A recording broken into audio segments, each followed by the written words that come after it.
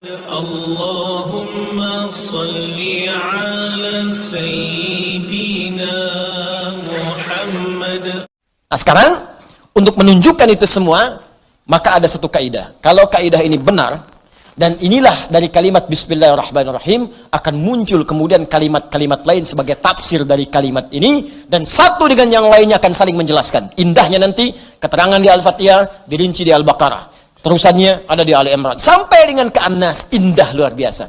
Dari setiap kalimat ada yang akan saling menjelaskan. Dan kunci dari semua ini terletak pada kalimat Allah. Dan ini bahasan terakhir kita. Saya bacakan dulu kaidahnya ya.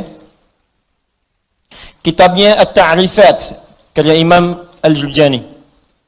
Ya. Nanti saya bawakan lagi beberapa kitab yang lain.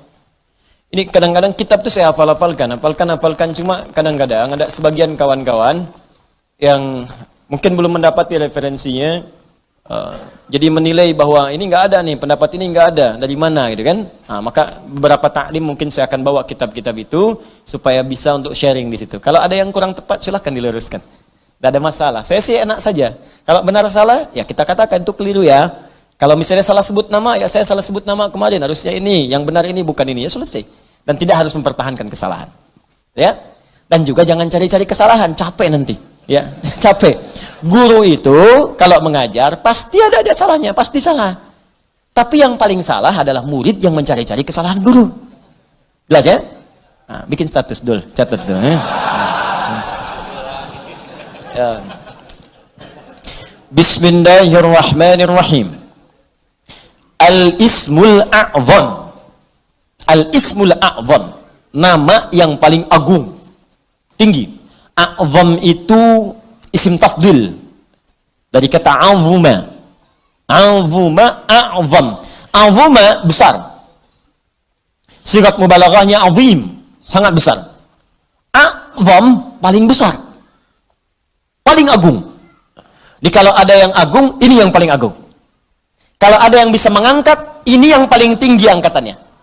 Kalau ada yang bisa memuliakan, ini yang paling bisa memuliakan pada tingkat yang paling dahsyat. Anda dimuliakan oleh ibu Anda, teman Anda, tetangga Anda, keluarga Anda, masyarakat Anda, maka ada yang lebih dahsyat dalam memuliakan Anda. Inilah dia nanti yang akan kita lihat. Jelas ya? Nah, mari kita lihat Al-Ismul A'zam.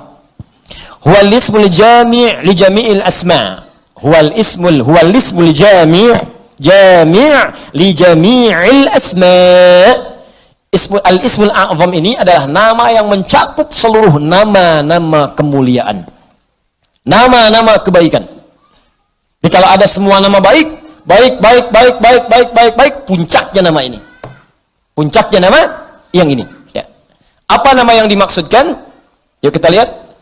Qila, dikatakan nama Al-Ismul A'zam itu tidak ada yang lain. Wallah, yaitu Allah. Allah. Ini.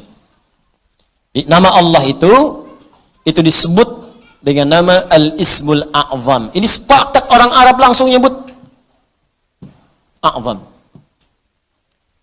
Nama yang paling tinggi, nama yang paling agung, nama yang paling dahsyat. Al-Ismul Jami' li Jawami' Sifatil Mahmudah li Jami'il Asma'. Nama terbaik, teragung yang mencakup semua nama kebaikan yang pernah ada.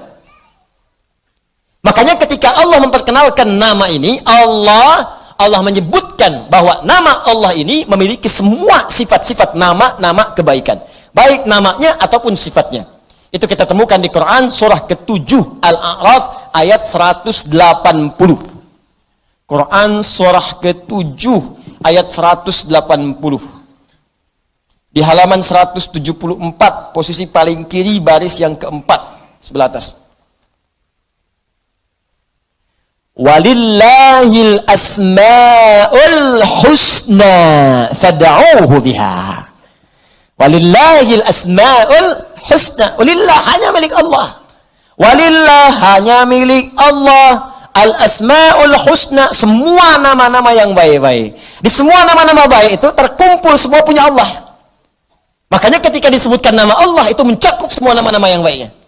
Di Anda ketika menyebut nama Allah, ya Allah, Allahumma, ya Allah. Itu sudah mencakup semua nama-nama yang terbaik yang melekat pada Allah Subhanahu wa taala dan sifatnya.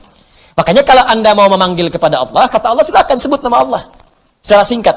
Di mana ditemukannya? Boleh Quran surah ke-17 misalnya, ayat ke-110. Ya, Quran surah ke-17 ayat 110. Ya. Halaman 293. Posisi paling kanan di baris yang ke-6. Qulid Allah awid'ur rahman ayyamma tad'u falahul asmaul husna. Qulid Allah, kalau Anda sedang punya masalah, sedang punya persoalan, sedang punya kebutuhan, qulid Allah, panggil Allah, sebut, minta. Qulid Allah, ya Allah, ya Allah, ya Allah, berdoa minta. Atau sebut Ar-Rahman, ya Allah ya Rahman, ya Allah ya Rahman.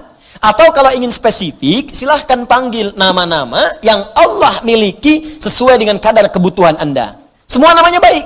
Misal, Anda butuh rezeki, sebut namanya ya Razzaq. Anda sedang belajar, besok mau ujian, belajar supaya dipercepat ilmu, sebut namanya ya Alim. Anda sedang bekerja, ada yang usil, ada yang iseng, ada yang ingin mencelakai Anda, sebut namanya ya Jabbar, ya Malik. Sedang punya banyak masalah, sebut ya Sabar, Sabar, Sabar.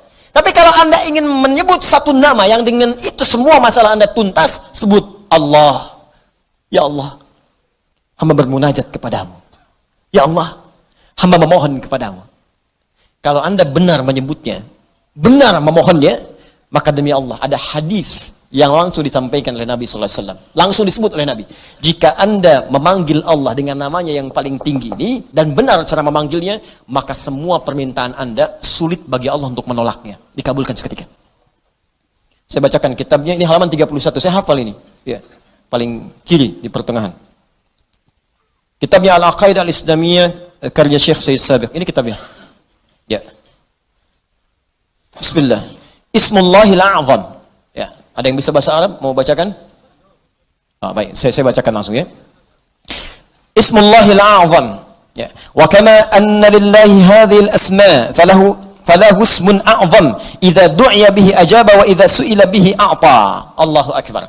Dan sebagaimana Anda ketahui bahwa Allah Subhanahu wa taala memiliki nama-nama yang sangat mulia, ya. Ar-Rahman, Ar-Rahim, Al-Malik, Al-Quddus, ya, dan seterusnya. Di balik nama itu ada nama yang paling tinggi. Dan kalau nama paling agung, paling tinggi itu Anda sebut dalam berdoa, idza du'iya bihi ajaba, maka Allah akan langsung mengabulkan. Wa idza su'ila bihi a'fa, dan jika Anda memohon kepada Allah minta dengan nama itu, maka Allah akan memberikan apa yang Anda minta. Ya, mari kita lihat. Ja'a dzikruhu fima yali min ahadits. Kalau Anda tidak percaya, berikut ini saya tampilkan beberapa hadis-hadis, ya, yang mengabadikan kepada kita peristiwa-peristiwa dimaksud dari Nabi sallallahu alaihi wasallam. An Buraidah radhiyallahu taala anhu qala, hadis pertama dari Buraidah, ya semoga Allah meridai kepada beliau, qala sami'an nabiyyu sallallahu alaihi wasallam rajulan yad'u. Satu kali Nabi sallallahu alaihi wasallam pernah mendengar seorang lelaki sedang berdoa. Lelaki itu berdoa, kedengaran oleh Nabi. Ya, apa doanya? Mari kita lihat. Wa huwa yaqulu, dia berkata, Allahumma inni as'aluka bi anni ushhidu annaka antallah la ilaha illa antas samad alladzi lam yalid wa lam yulad wa lam yakul lahu kufuwan ahad Allahumma ighfirli. Saya baca ke kitab.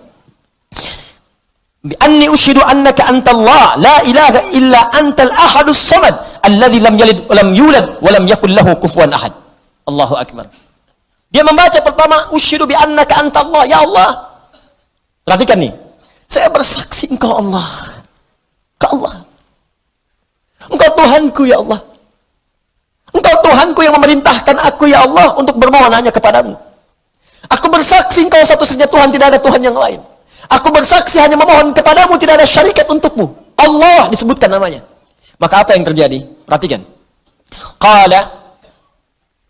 Faqala walladhi nafsi biyadi laqad sa'ala Allah bismihil a'zam alladhi idza du'iya bihi ajab wa idza su'ila bihi a'ta. Allahu akbar. Dalam riwayat orang ini berkata, ya Allah ampuni saya, Allahumma ighfirli, ya Allah ampuni saya. Maka kata Nabi, perhatikan kalimatnya, kata Nabi, walladhi nafsi biyadi, saya bersumpah karena Allah. Saya bersumpah dengan nama Allah yang menggenggam jiwaku. Nabi mempertaruhkan jiwanya, ya, mempertaruhkan dirinya dalam genggaman Allah untuk menyampaikan makna yang sangat dalam ini. Ini sumpah nih. Wallazi nafsi biyadi itu sumpah. Ini sumpah tertinggi dari seorang hamba yang menunjukkan kemudian keesaan Allah Subhanahu wa taala. Nabi itu cukup berkata, kata-katanya benar karena sifatnya itu siddiqul amin. Ya, siddiqul amin. Jadi kalau bersumpah ada yang serius di situ, ada yang sangat penting. Saking pentingnya sampai bersumpah.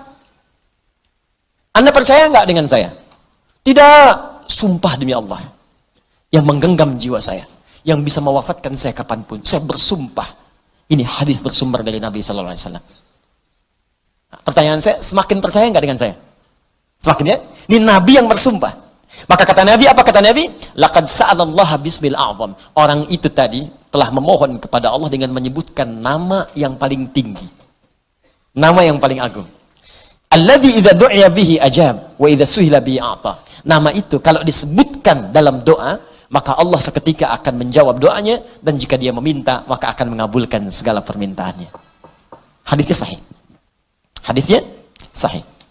Rawahu Abu Dawud wa Tirmidzi wa Nasai wa Ibnu Majah wa qala al-Munziri qala Syekhuna Abu al-Hasan al-Maqdisi wa isnad la mat'ana fihi wa la alam annahu ruwiya fi hadha hadis ajwad minhu. Allahu akbar. Hadis ini diriwayatkan oleh para ahli hadis, Abu Daud, At-Tirmidzi, An-Nasai, Ibnu Majah, bahkan Al-Imam Al-Munziri mengatakan ini riwayat enggak ada celaknya. Enggak ada celaknya, sahih. Sahih, dan saya tidak melihat riwayat yang lebih baik daripada ini. Ya, hadisnya sahih. Tuh, hadisnya saya tampilkan, riwayatnya saya sampaikan, kitabnya saya tunjukkan, dan manfaatnya kita dapatkan. Allah. Nah, coba pertanyaannya, ini kan kalimat dirangkaikan di situ, Bismillah, Allahnya sudah muncul. Bahkan yang paling dahsyat, Rahman Rahimnya datang. Harusnya kalau sudah Bismillah, sifat Rahman Rahim itu datang. Bismillah, minum, Rahmannya turun, berkah minumannya, dituliskan pahala akhirat dengan Rahimnya. Harusnya begitu. Bismillah, sembuh.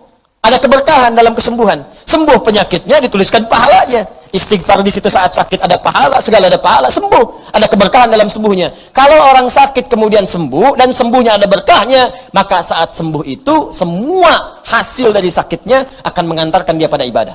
Dosa diampuni, begitu sembuh, ibadah dia meningkat. Jadi kalau Anda pernah sakit, Anda istighfar, Anda berdoa, terus sembuh. Nah saat sembuh itu justru semakin jauh dari Allah. Itu artinya ada yang nggak berkah dalam doa itu. Ada yang nggak berkah dalam obat itu. Ada yang nggak berkah dari orang-orang yang datang menjenguk Anda itu. Ada yang nggak berkah.